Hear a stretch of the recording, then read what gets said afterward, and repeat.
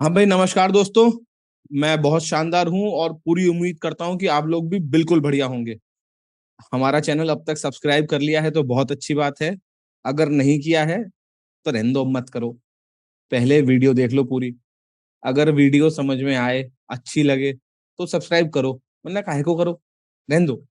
और दूसरी बात, क्लेट की तैयारी कर रहे हो या किसी भी लॉ एग्जाम की तैयारी कर रहे हो तो ये वीडियो अगर शुरू करो तो पूरी देखना।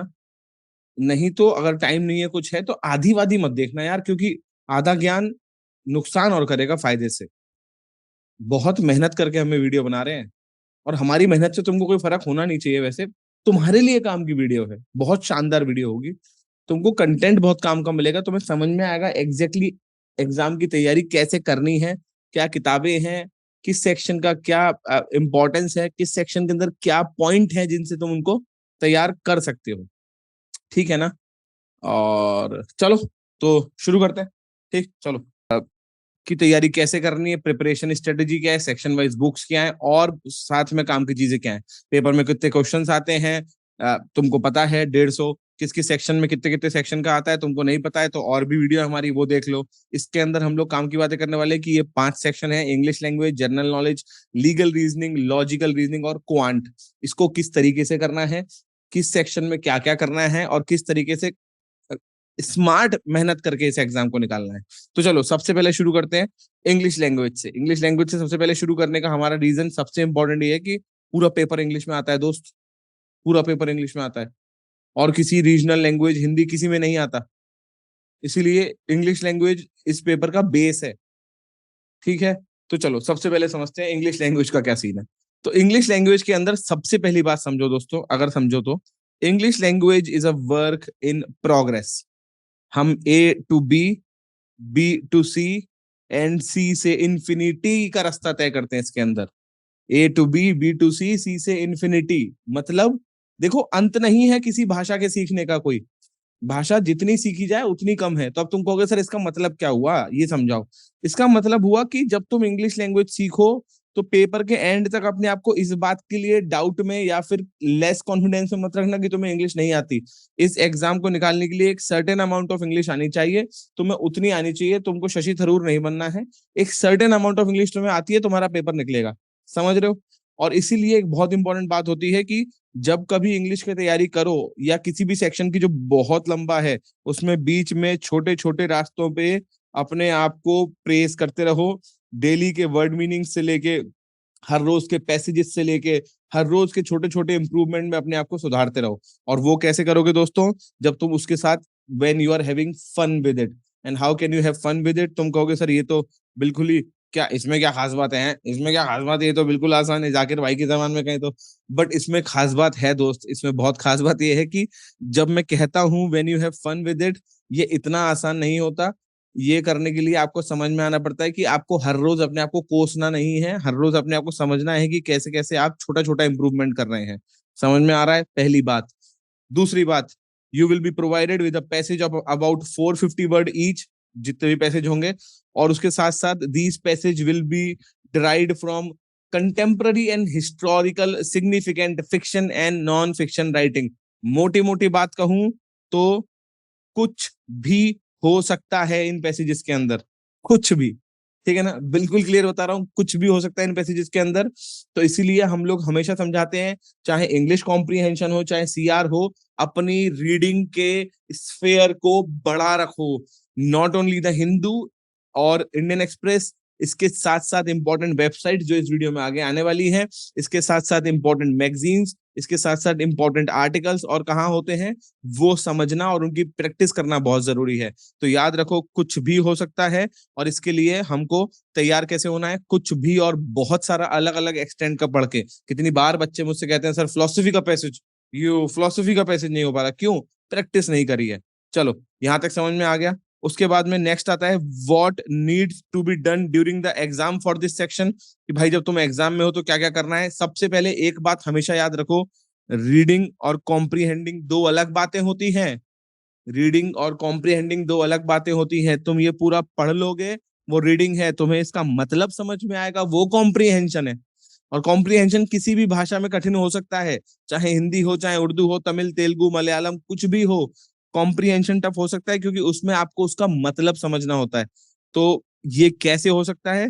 जब आप कुछ चीजों पे ध्यान दें दोस्तों, जैसे कि आप समझें कि उस पैराग्राफ का मेन पॉइंट क्या है डिस्कशन का, क्या उसके अंदर कोई आर्ग्यूमेंट्स हैं, कोई आर्ग्यूमेंट्स है तो वो आर्ग्यूमेंट क्या है, उसके व्यू पॉइंट क्या है, उस पैराग्राफ से क्या इन्फरेंस ड्रॉ हो रही है, उस पैराग्राफ से क्या कंक्लूजन निकल रहा है। अब तुम तुरंत कहोगे सर ये सब पता होता अपने को, अगर इन्फरेंस, कंक्लूजन और ये सब जो आपने इतनी सारी इंग्लिश बोल दी है ना, तो अब फिर तो अपना हो ही गया था सिलेक्शन, फिर क्या रखा था।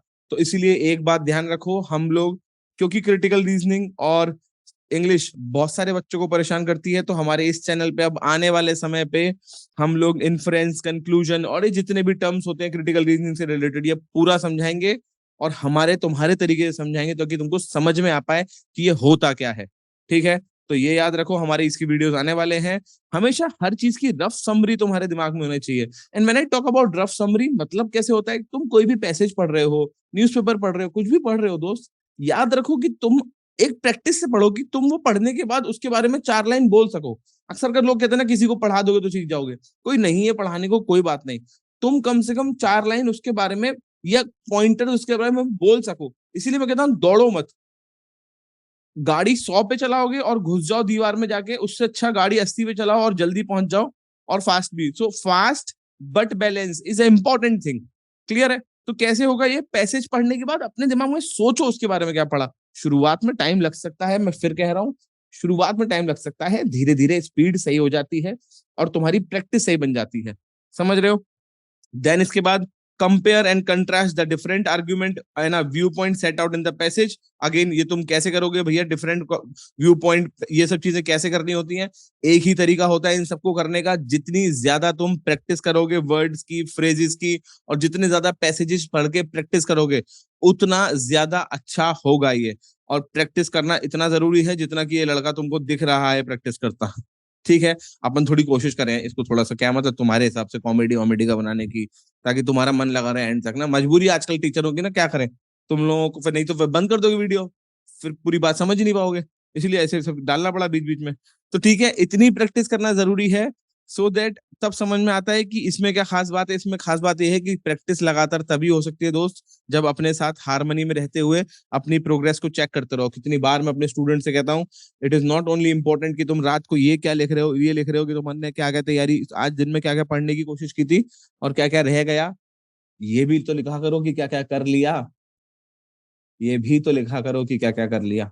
ठीक है, तो मैं उम्मीद करता हूँ ये पूरा समझ में आया, कैसे कैसे इंग्लिश लैंग्वेज के अंदर करना है, क्या स्टेप्स हैं, कैसे हैं।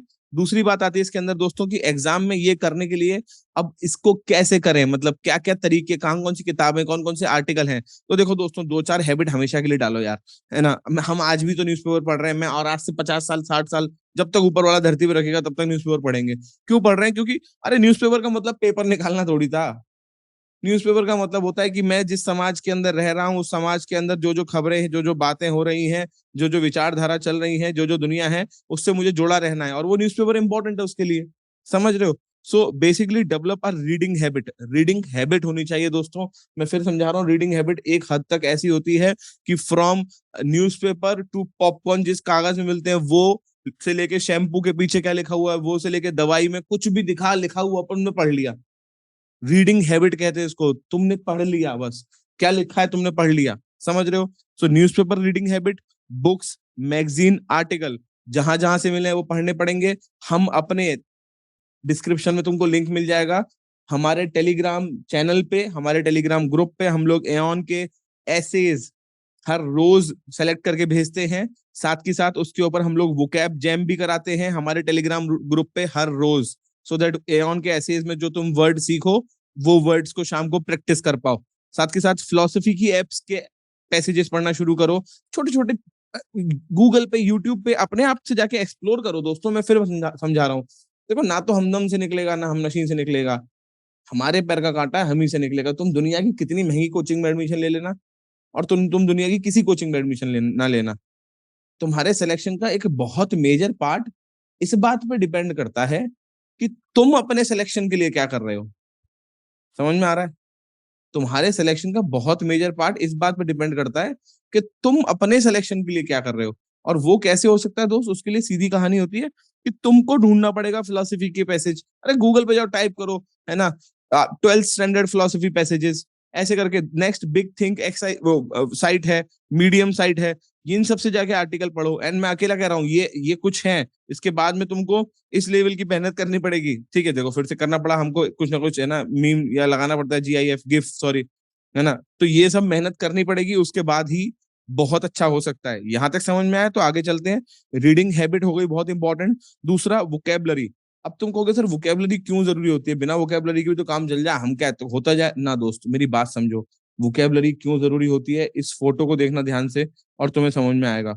तुम देखो ये कितना परेशान है। ये क्यों परेशान है? क्योंकि ये तैर नहीं सकता और इसको एक ही पत्थर है जिसपे ये बचा हुआ है। पर अगर सोचो इसके पास में अगर यहाँ पे भी एक पत्थर होता, यहाँ पे भी एक पत्थर होता, यहाँ पे भी पत्थर होता, यहाँ पे भी पत्थर होता, यहाँ पे भी, यहाँ पे भी, यहाँ पे भी, तो ये बेचारा इस पत्थर पे कूद के नदी से बाहर आ जाता ना, और बच जाता। अब तुम कहोगे सर इस बात का हमारी कहानी से क्या मतलब है? ध्यान समझो, वोकेबलरी वो स्टोन्स, छोटे छोटे पेबल होते हैं जो दूसरी भाषा के अंदर क्या लिखा है उसको तुम्हें समझने में मदद करते हैं। अगर वो तुम्हारे पास स्टोन्स नहीं हुए तो वो भाषा के अंदर तुम कैसे तैरोगे, क्योंकि तुमको पता ही नहीं है उस भाषा के बारे में कुछ भी। समझ रहे हो ना?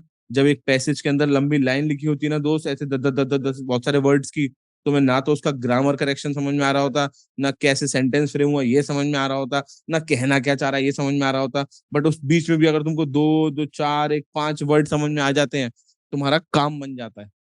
और वहीं अगर तुमको ग्रामर भी आती है, तुम्हें सेंटेंस का मतलब वो कहना क्या चाह रहा है थोड़ा थोड़ा ही समझ में आ रहा है, पर एक भी वर्ड समझ में नहीं आता, तो तुम्हारा आता आता काम खराब हो जाता है। क्यों? क्योंकि तुम कहते हो अबे यार वो तो समझ में आ गया, पर तुम आंसर पे जाते हो और गलत का गलत टिक लगा के आते हो, क्योंकि तुम्हें उस वर्ड का मतलब नहीं पता होता। अंत नहीं है इसका कोई, दोबारा कहूंगा वोकेबलरी का, बट अगेन जितनी ज्यादा करोगे उतना अच्छा है। क्लियर है? तो यहाँ से हम लोग आगे चलते हैं। Word power made easy, Norman Lewis. दुनिया के लोग इसको शुरू करते हैं, बहुत कम लोग इसको सही से खत्म कर पाते हैं। दुनिया के लोग इसको शुरू करते हैं, बहुत कम लोग इसको सही से खत्म कर पाते हैं। Second, vocabulary.com। हम लोग दोबारा बोल रहे थे हमारी उस पे क्या कहते हैं, टेलीग्राम के चैनल पे हर रोज इसके वो होते हैं, वोकैब जैम होता है, ठीक है। और इसके साथ साथ मैं दोबारा कह रहा हूँ, वोकेबलरी ये सब, ये वीडियो देखने के बाद हो सकता है तुम शुरू करो। सवाल है इसको कंटिन्यू कितने लंबे समय तक रख सकते हो, सवाल सारा वही है, ठीक है। And learning vocabulary again is a never ending process. कुछ भी मतलब कुछ भी नेवर एंडिंग प्रोसेस नहीं होता है। तो इसीलिए हर रोज जितना हो सके उतना कर लो, ठीक है। यहाँ तक समझ में आया? इसके बाद नेक्स्ट आगे चलते हैं। अब सवाल आता है ग्रामर का।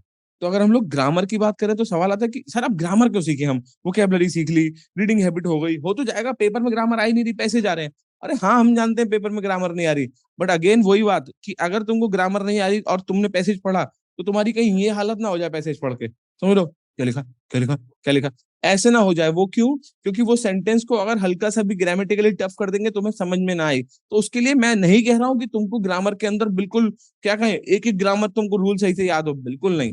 तुमको बेसिक नॉलेज हो उतना बहुत है, बहुत ज्यादा ग्रामर नहीं जाननी। और ग्रामर के अंदर भी बेसिक नॉलेज किसकी होनी चाहिए, मैं दोबारा बोलूंगा, स्क्रीनशॉट ले लो। ये जो टर्म्स हैं इनकी बेसिक नॉलेज होनी चाहिए। ये कुछ part, part of speech, tenses, active passive voice, direct indirect speech, tone and figure of speech, इतना बस, बस इतना। समझ में आ रहा है? कहूँ तुम लोगों को सर इसके बाद बचा ही क्या? बहुत बचता है इसके बाद भी, बहुत बचता है इसके बाद भी। इतना तुमको एक अच्छा आइडिया होना चाहिए, ठीक ठाक। उसके अलावा तुमको ऐसा नहीं कह रहा हूँ कि सारे रूल याद होने चाहिए, नहीं, एक आइडिया होना बहुत जरूरी है दोस्त। समझ में आ रहा है? सो दैट ये हालत ना हो। क्लियर है? क्लियर है? Current affairs including general knowledge can be named as general awareness. बहुत अच्छी बात है, क्या करें, काम की बात है। कैसे होना है? कैसे होने के लिए दो या तीन नियम याद रखना।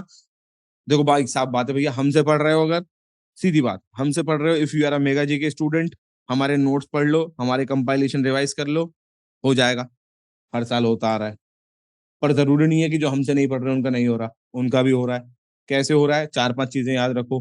क्या चार पांच चीजें याद रखो? पहली, भैया फोमो और रोमो के बीच में बैलेंस बनाए रखो। अब तुम कहोगे सर ये फोमो और रोमो क्या होता है? Fear of missing out, relief of missing out. मतलब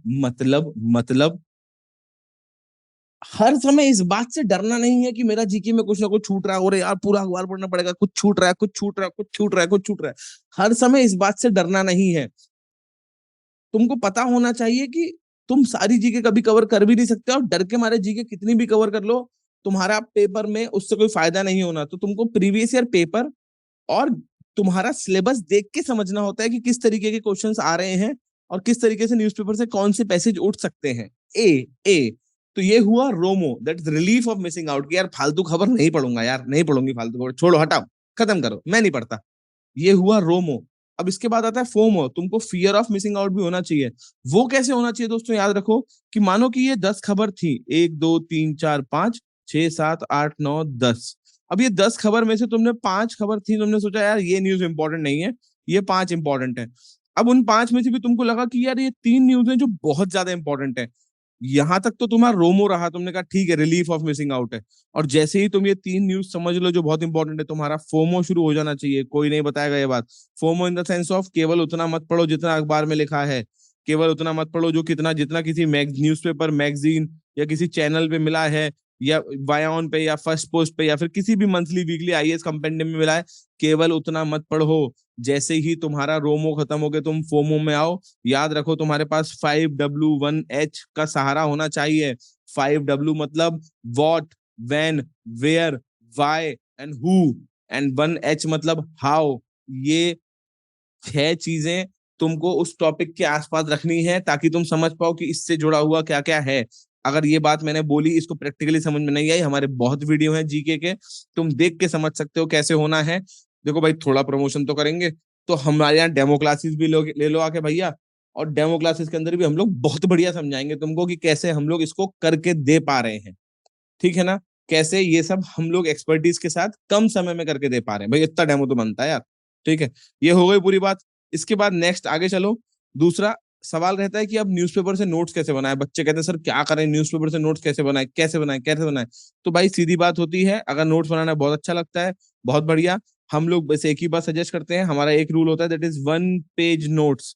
1 पेज नोट्स मतलब क्या होता है, न्यूज़पेपर से शुरू करो, सुबह A4 साइज पेज पकड़ो, ब्लैंक, जो जिससे प्रिंट आउट निकलता है वो वाला A4 साइज पेज पकड़ो, और उसके अंदर नियम बनाओ कि उस अखबार के अंदर तुम कुछ भी ऐसा नहीं लिखोगे जिसमें तुम्हें 2 3 पेज लग जाए। उस एक पेज और पीछे एक पेज तक जो डेटा है, जो फैक्ट है या जो भी बात है वो लिखोगे, सो दैट तुम उसको रिवाइज कर पाओ। हमेशा याद रखो, हमेशा हमेशा हमेशा याद रखो, जीके में लर्न करना, रीड करना, ज्यादा नोट्स पढ़ना, अलग अलग जगह से नोट्स पढ़ना, सारे नोट्स पढ़ लेना उतना जरूरी नहीं होता जितना उसको रिट्रीव करना होता है। जब जरूरत पड़े तो उस डेटा को निकालना होता है। और रिट्रीव कैसे करते हैं, MCQ सॉल्व करके। इस साल के टॉपर ने, शुभम है ना, हमारे स्टूडेंट ने क्या बोला अपने इंटरव्यू में कि सर पढ़ा केवल आपके नोट से, क्वेश्चन सारी दुनिया के लगाए। पढ़ा केवल आपके नोट से, क्वेश्चन सारी दुनिया के लगाए। क्यों? सो दैट आपको समझ में आ पाए कि आपको एलिमिनेशन मेथड कैसे सीखना है। हमने पुरानी वीडियो में समझाया है, if you can cut a single option, do what we can say, attempt the question. If you can cut 2 options, you have to attempt the question. ठीक है, समझ में आ रही है मेरी बात। चलो अगर अच्छा लग रहा है ये सब, देखो सब्सक्राइब की तो हमने पहले कही थी, कमेंट वमेंट कर देना यार अच्छे से, हमको भी अच्छा लगता है, पढ़ के मोटिवेशन आ जाता है। क्लियर है, वरना हम कौन सा सफोला खा रहे हैं यार, तुम सबके दिल की बात जान लेंगे। तो बस कमेंट कर दोगे तो अच्छा लगेगा। तो यहाँ तक हो गया। तो राइट डाउन इंपॉर्टेंट टॉपिक्स समझा दिया मैंने। एंड बेसिकली जी के, जैसे कि हम हमेशा जानते हैं, अनप्रेडिक्टेबल है। दोबारा से थोड़ा सा प्रमोशन, हमसे पढ़ोगे बहुत अच्छा पढ़ोगे, तुम्हारा टाइम बहुत बचेगा न्यूज़पेपर से लेके हर चीज के अंदर। तुमको ना केवल जीके बट बहुत सारे सेक्शन में बहुत हेल्प मिलेगी। इस वीडियो के एंड में कुछ ऐसा बताऊंगा जो तुम कहोगे ओ सर ये भी करना होता है, वो हेल्प भी मिलेगी। ठीक है, और वो जरूरी नहीं है हमसे लो, किसी और से भी लो, पर रुकना उस वीडियो को देखने के लिए वहां तक।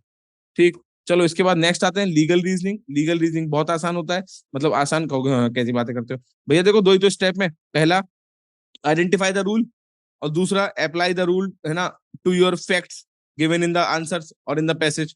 तो सर वाह ये तो कितना आसान है, तो फिर क्यों नहीं हो पाता लोगों से? तीन दिक्कत, तीन दिक्कत, तीन दिक्कत। पहला, तीन दिक्कत में पहली प्रॉब्लम, छोटा मोटा नहीं इतना बड़ा पैसेज आता है लीगल रीजनिंग का, और उसके बाद में हर क्वेश्चन भी इतना बड़ा बड़ा, बच्चों के पढ़ते पढ़ते समय निकल जाता है। तो तुमको कैसे करना है, तुमको यहाँ पे the art of very fast reading, the art of Romo, again relief of missing out सीखना है। तुमको पैसेज पढ़ते में समझना है कि यहाँ से तुम पढ़ते पढ़ते आए यहाँ पे तो समझ में आया ये इंपॉर्टेंट चीज नहीं है, तुमने थोड़ा जंप करा, फिर आगे पढ़ा इंपॉर्टेंट नहीं है, थोड़ा सा और जंप करा, फिर आगे समझा इंपॉर्टेंट नहीं है, एक पूरी लाइन छोड़ दी, इंपॉर्टेंट नहीं है, दो पूरी लाइन छोड़ दी, आगे गए, हो सकता है समझ में ना आए पीछे, तो पीछे समझ में ना आए इसका मतलब कि यार कुछ छोड़ा है जो समझ में नहीं आया, तो यहाँ से पढ़ लिया, यहाँ से पढ़ लिया तो समझ में आ गया, और अगर पहले समझ में आ गया तो आगे चलते रहे। इस तरीके से तुमको स्पीड बढ़ानी होगी। हम प्रैक्टिस कराते हैं इसकी अपनी क्लास में लगातार, तुम अपने घर पे भी इसकी प्रैक्टिस कर सकते हो। तरीका वही है कि प्रैक्टिस करनी पड़ेगी बहुत, ठीक है। सो इन अबव लाइन सीधी बात है, समराइज जो छोटी सी बात, पहला आइडेंटिफाई करो, पर कैसे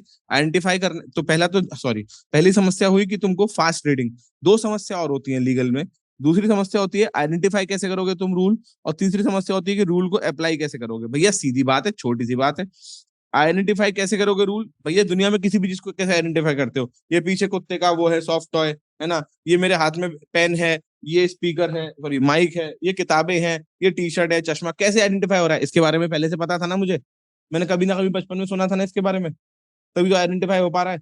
अगर मैंने सुना ही नहीं होता तो कैसे आइडेंटिफाई होता था कि ये क्या चीज है, मुझे पता ही नहीं है फिर ये क्या चीज है। अब इसका मतलब क्या हुआ यहाँ पे, इसीलिए वो लोग कहते हैं कि लीगल के अंदर ध्यान समझना, तुमको प्रायर नॉलेज लीगल की जरूरत नहीं है, कंसोर्टियम ने साफ कहा है no need for that, no need for that. पर यहाँ पे तुम्हारी मुस्कुराहट भी दिख रही होगी तुमको अच्छे से, तो वो बोलते हैं प्रायर नॉलेज की जरूरत नहीं है, पर आपको law of torts, law of contract, constitutional law and criminal laws के बेसिक पता होने चाहिए। व्हेन आई टेल यू कि तुमको बेसिक पता होने चाहिए, इसका मतलब क्या होता है, इसका मतलब बड़ा आसान होता है कि तुम लोगों को इसकी, मैं वापस आऊंगा चिंता मत करना, तुम लोगों को इसकी डिटेल में नहीं जाना है हर सेक्शन को याद करने की, तुम लोगों को हर सेक्शन के सब क्लॉज में नहीं जाना है, तुम्हें हर सेक्शन के बारे में एक एक चीज नहीं समझनी, तुमको बेसिक आइडिया और कॉन्सेप्ट समझना है उसका, पहली बात। और दूसरा, तुमको फ्यू लीगल मैक्सिम्स समझने हैं जो तुमको हेल्प करेंगे। हमारी क्लासेस में हम ये दोनों चीजें बहुत अच्छे से प्रिपेयर करते हैं। अच्छी बात यह है कि ये सब चीजें तकरीबन तकरीबन सारी हम लोग पढ़ाते हैं, इनकी स्किल और इनकी प्रैक्टिस कराते हैं, ठीक है। Again, legal reasoning is the English language, जैसे कि तुम इंग्लिश के बेसिक कवर कर रहे हो, लीगल के बेसिक भी कवर करोगे, बहुत अच्छे नंबर स्कोर करोगे। Coming next to the topic, that is logical reasoning. देखो, लॉजिकल रीजनिंग बिल्कुल ऐसे ही सब्जेक्ट है, ध्यान से देखना भैया, सीधी बात है, ना तो बहुत देर ना बहुत जल्दी, अगर थोड़ी भी देर और रुक जाता वो तो मगरमच्छ का शिकार हो जाता, और पहले उड़ जाता या पहले भगता तो भी मगरमच्छ का शिकार हो जाता, एग्जैक्ट टाइम पे चोंच मार के उड़ गया। मतलब क्या है इसका, इसका मतलब सीधा है मेरा दोस्तों, you should not believe everything you read, that is try reading in between the lines, but तुमको ओवर थिंकिंग भी नहीं करनी, अगर वो रुका रहता तो ओवर थिंकिंग हो जाती, और अगर पहले ही मगरमच्छ देख के भगता तो होता, वो खा जाता तो मर जाता। तो बेसिकली क्या है, इन दोनों के बीच में एक बहुत ही क्लियर गोल्डन लाइन होती है जो तुम्हें समझाती है कि कहाँ तक सोचना है और कब नहीं सोचना है, कहाँ तक सोचना है कब नहीं सोचना है। हम लोग अपनी क्लास में इसकी बहुत प्रैक्टिस कराते हैं, और वो प्रैक्टिस के अंदर कुछ नहीं होता, मैं तुम्हें यही समझाता हूँ कैसे होता है। तुमको पता होना चाहिए कि किन पॉइंटर्स पे सोचना है, तो जब कभी तुम कोई लाइन पढ़ रहे हो उसके अंदर हो सकता है तीन बातें ऐसी लिखी हो जिन पे सोचने की बात हो, और नीचे की जो चार वो है वो ऑप्शंस, उनमें तुम देखो यार ये तो इन तीनों लाइन को सेटिस्फाई नहीं कर रहा, ये भी नहीं कर रहा, ये वाला कर रहा है, अगर ये तीनों लाइन की बात करके सेटिस्फाई कर रहा है मैं इसको टिक करके आ जाऊंगा, ठीक है ना। तो ये होता है तरीका, सबसे इंपॉर्टेंट कि ना तो बहुत ज्यादा समझना है ना बहुत कम समझना है। After reading each passage you need to क्या क्या, again recognize the argument and its premises and conclusion. आता है तुमको, बहुत अच्छी बात है, नहीं पता है क्या होता है, सब्सक्राइब करो हमको क्योंकि हम पढ़ाएंगे इसको। Then read and identify the argument set out in the passage, आता है अच्छी बात, नहीं आता subscribe. Then critically analyze pattern reasoning of reasoning and access how the conclusion may depend on a particular premises and an evidence। क्या करना है, मैं टिक लगा दे रहा हूँ, बोल नहीं रहा हूँ। Infer what follows from the passage and apply the inference to the new situation, again बोल नहीं रहा हूँ। And last but not least, draw relationship and analogies and identify contradiction and equivalence, जो कि तुमको क्या करेंगे, इफेक्टिवनेस ऑफ द आर्ग्यूमेंट पे हेल्प करेंगे। जिसको ये समझ में आ गया बहुत अच्छी बात है, जिसको लगता है कि उसको ये सब सीखना है, डिंग डिंग डिंग डिंग डिंग, ठीक है। आगे चलो, इसके बाद ये हो गया। नेक्स्ट, अब सवाल आता है कि सर ये कैसे करें, ये तो समझाओ। तो भैया पहले ही देख लो क्या क्या सीखना है। इन्फ्रेंस सीखना है, premises, conclusion, assumption, strengthening, weakening, paradox and parallel reasoning, बस इतना सा सीखना है, ज्यादा गेम नहीं है। कहाँ कहाँ सीख सकते हो, ऑफिशियल जीमेट गाइड, ठीक है। दूसरा, एलसेट के लॉजिकल रीजनिंग एनसाइक्लोपीडिया से, देन एलसेट लैब से, देन इसके बाद हमेशा याद रखो, फिर से कहूंगा, क्रिटिकल रीजनिंग का मतलब होता है कि तुम कितनी भी पढ़ लो तब तक नहीं सुधरेगी जब तक तुम अपनी खुद की समस्या जो तुमको इसके अंदर आ रही है वो नहीं सुधारोगे। मतलब ये सब्जेक्ट बेसिकली तुम अंदर से सीखते हो, तो जब तुम ये पढ़ लोगे उसके बाद तुम प्रैक्टिस करोगे तो कुछ गलती करोगे तो सीखोगे, फिर प्रैक्टिस करोगे गलती करोगे तो सीखोगे, फिर प्रैक्टिस करोगे गलती करोगे तो सीखोगे, और ऐसे करके तुम ऊपर की तरफ बढ़ते जाओगे। आ रहा है समझ में? इसी तरीके से सब्जेक्ट हो सकता है। क्लियर? यहां तक की ये कहानी समझ में आई। Last but not least, that is quantitative technique. अरे भैया मैथमेटिक्स आ गई, तो भैया सीधी बात है, सबसे पहले समझ लेना, बहुत सारे बच्चे मुझसे बहुत बार मैंने देखा है कहते अरे सर 15 मार्क्स का ही तो है,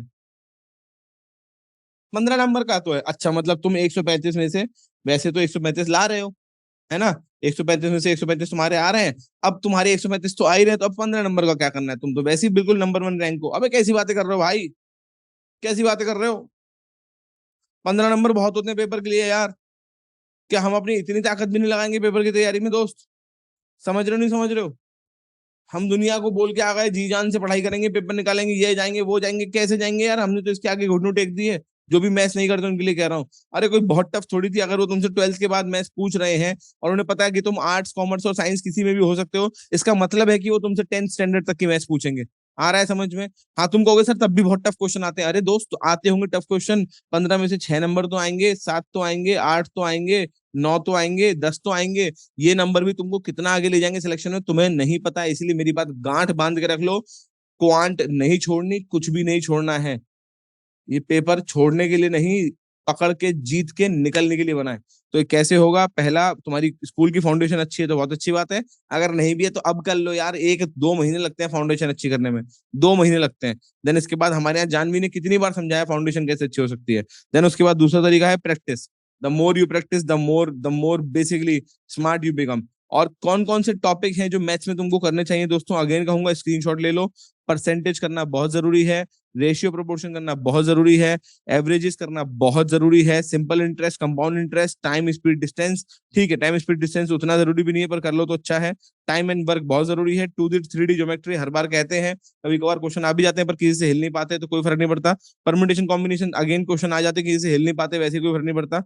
मिक्सचर एलिगेशन हटा दो, एंड बेसिक एलजेब्रा मुझे नहीं लगता, पर तब भी अगर ये हो जाए और उसके बाद समय बचे तो कर लेना। अगर ये हो जाए और उसके बाद समय बचे और तुम्हारे मन में इच्छा होगी तुम्हें 10 से ऊपर नंबर लाने हैं तो नीचे तक कर लेना। अगर तुम्हारे मन में इच्छा नहीं, ठीक है कम से कम चल जाएगा, नहीं पढ़ेंगे अच्छे कॉलेज में क्या हो गया, तो मत करना। मैं इसके आगे नहीं समझा सकता, इसमें पक्की बात है। तक समझ में आ गया पूरा? क्वांट के लिए सब समझ में आ गया?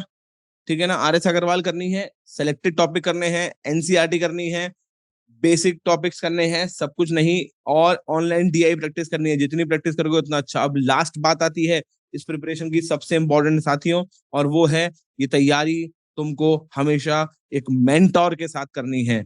क्यों करनी है मेंटोर के साथ? 3 बातें बताऊंगा। सबसे पहले, मेंटोर तुम्हारी एबिलिटी बढ़ाता है। एबिलिटी मतलब क्या होता है? अरे यार तुम कम समय में कैसे ज्यादा तैयारी कर सकते हो? तुम्हारे पास भी 24 घंटे हैं, दूसरे बच्चे के पास भी। सवाल ये है कि तुम अगर विनर हो तो तुम थिंग्स डिफरेंटली करोगे, जैसा कि शिव खेड़ा ने कहा था। तो how you can do things differently, तो तुमको पता होगा कि एग्जैक्टली कहाँ पे पिन पॉइंट मारना है। तो मेंटोर तुम्हें वो एबिलिटी देते हैं। दूसरा, मेंटोर तुमको सही एप्टीट्यूड देते हैं। तुमको बेसिकली पता होता है कि किन किन चीजों में एग्जैक्टली क्या क्या सुधार करना है, क्या क्या अप्रोच है एग्जाम की, सब्जेक्ट कैसे पढ़ने हैं। और तीसरा, मेंटोर तुमको एक राइट एटीट्यूड देते हैं दोस्त, जो तुमको एग्जाम में जाके समझ में आता है। कितनी बार मेरे स्टूडेंट्स ने मुझसे कहा कि सर वो अगर उस दिन का सेशन नहीं होता हम तो एग्जाम में जाके धराशायी हो गए थे, हमने तो कलम छोड़ दिया था, हमसे नहीं हो पाती तैयारी, या हम नहीं दे पाते पेपर। पर आपकी बात याद आ गई। क्या बात याद आ गई? कि तुम अपने आप से अपना नाम पूछो कि तुम कौन हो, न कि हम अपना नाम पूछेंगे और हम करके आएंगे paper. That is called the right attitude. तो यहाँ तक समझ में आया? बहुत इंपॉर्टेंट, याद रखना, मेंटोर कोई भी हो सकता है, बट उसके अंदर 2 गुण होने बहुत जरूरी होते हैं। पहला गुण को उसको एग्जाम के बारे में, तैयारी के बारे में, हर चीज के बारे में बहुत अच्छी नॉलेज होनी चाहिए, और उसको तुम्हारे बारे में भी बहुत अच्छी नॉलेज होनी चाहिए। हम लोगों ने इसीलिए अपना जो प्रोग्राम लॉन्च किया है मेंटोरशिप का, उसमें हर 25 स्टूडेंट्स पे एक मेंटोर है। जो भी मेंटोर है हमारे वो टॉप 3 NLU से हैं, टॉप 3 NLU से। तो उनको एग्जाम के बारे में कैसे निकालना है वो एग्जैक्ट पता है। तुम हमारे स्टूडेंट हो बेटा अगर, तो हमको पता है कि किस मेंटोर के पास भेजना है, क्योंकि हम तुम्हें अच्छे से जानते हैं। एंड फाइनली, क्योंकि हर 25 मेंटोर पे एक, है ना, 25 स्टूडेंट्स पे एक मेंटोर है, तो उसके लिए वो मेंटोर भी तुमको बहुत अच्छे से जान लेगा तो उसके लिए वो मेंटोर भी तुमको बहुत अच्छे से जान सकता है, क्योंकि उसके पास उतनी ज्यादा भीड़ नहीं है। हर महीने में एक बार वो तुम्हें कॉल कर सकते हैं पर्सनली, और हर हफ्ते में एक बार पूरे ग्रुप के उनके साथ जूम मीट भी होगी, सो दैट तुमको सही मेंटोरशिप मिल जाए। यहाँ तक की पूरी बात अगर तुमको समझ में आई है, तुम अगर यहाँ तक आ पाए हो, तुम्हें अगर यहाँ तक वीडियो अच्छी लगी है, तो चैनल सब्सक्राइब कर लो, लाइक बटन दबा दो, शेयर कर दो, बेल आइकन दबा दो। ठीक है, अपना बहुत ध्यान रखो, बहुत शानदार पढ़ो। नमस्कार। जय हिंद।